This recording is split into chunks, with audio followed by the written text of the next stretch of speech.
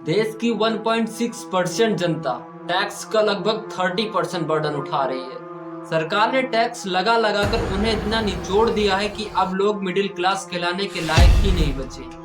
Conference को फायदा उठाकर पिछले 5 सालों में देश का बहुत बड़ा नुकसान हुआ है और इस नुकसान की भरपाई सरकार आम आदमी पर टैक्स लगा कर रही है। दिलचस्पी बात यह है कि बीजेपी वोटर ज्यादातर मिडिल क्लास ही रहे हैं।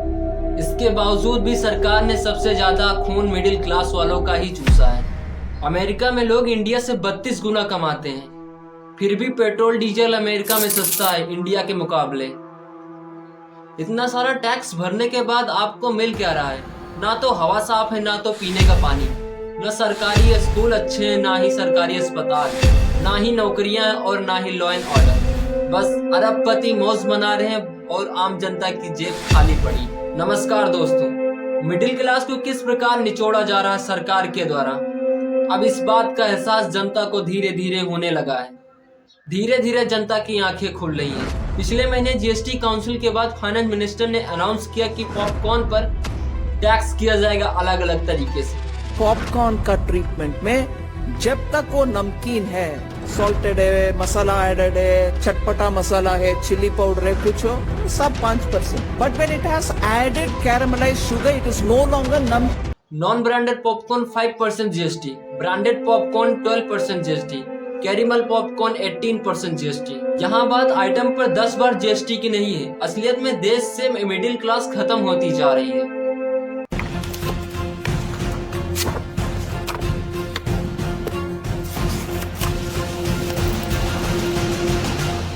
सन 2024 के सेकेंड क्वार्टर में इंडिया की सबसे बड़ी FMCG company Hindustan Unilever limited company का प्रॉफिट लगभग पिछले साल के कंपैरिजन में -3.86% नीचे गिर चुका है। एफएमसीजी का फुल फॉर्म है फास्ट मूविंग कंज्यूमर गुड्स, जो पैकेट्स खाने के आइटम्स में आते हैं। इसमें cosmetic, skin care, cleaning product, health care और डायपर जैसे चीज आते हैं जो इंसान के रोजमर्रा में कानों में काम आते हैं, क्योंकि यह आइटम्स बिक्री के हैं। अगर इसकी बिक्री कम हो रही है तो कहीं न कहीं बहुत बड़ी समस्या है। इसका मेन कारण बताया गया है कि इंडिया की श्रिंकिंग मिडिल क्लास। हिस्टेंड कंपनी के सीईओ रोहित जावा के हिसाब से बताया गया है कि अर्बन डिमांड नीचे जा रहा है। एक कंपनी की नहीं है, इंडिया की ऑलमोस्ट सारी एफएमसीजी कंपनी में यह बात देखने को मिली है। इसलिए कंपनी के चेयरमैन सुरेश नारायणन का कहना है कि डिमांड में कमी आई है, जो मेगा सिटी और मेट्रोन से आ रही है। टाटा कंज्यूमर कंपनी ने कहा कि अर्बन डिमांड कम हुई है और आईटीसी की कंपनी का कहना है कि इकोनॉमी सिस्टम एक्टिविटी कम हुई है। अर्बन एरियाज में रहने वाले यानी कि शहर में रहने वाले लोगों के पास अब पैसे नहीं है खर्च करने के लिए।